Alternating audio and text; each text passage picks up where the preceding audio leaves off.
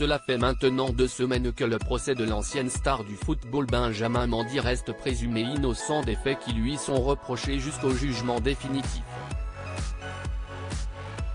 Le procès a débuté du côté de Chester, pas très loin de Liverpool, en Angleterre. Un procès particulièrement médiatique et qui fait énormément parler, tant la notoriété du sportif est grande. Accusé de 8 viols, une tentative de viol et une agression sexuelle par 7 femmes différentes pour des faits qui se seraient déroulés entre octobre 2018 et août 2021, ce dernier encourt une peine de prison à perpétuité.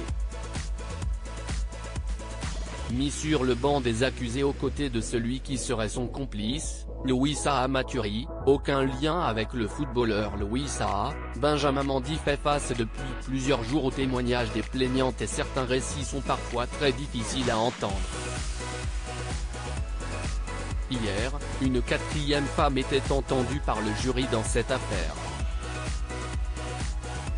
La jeune femme, dont le nom n'a pas été révélé pour préserver son identité, affirme avoir été violée par le sportif de 28 ans dans son manoir, situé à l'écart du voisinage et qui fait l'objet de beaucoup d'attention, le 23 juillet 2021. D'après ses dires, l'accusé aurait tenté de la convaincre de faire l'amour avec lui.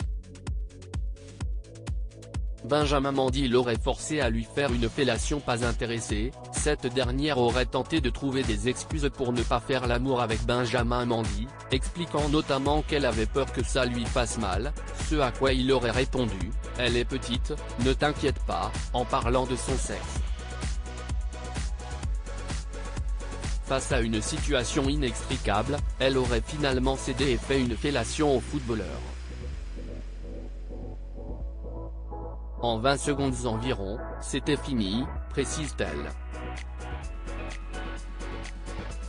Une fois la chose terminée, le champion du monde aurait retiré son haut et serait monté à l'étage.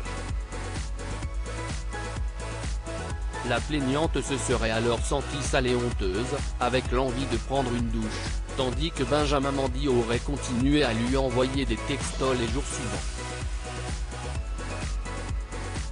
Elle a finalement décidé de porter plainte après avoir eu vent du premier témoignage d'une autre victime.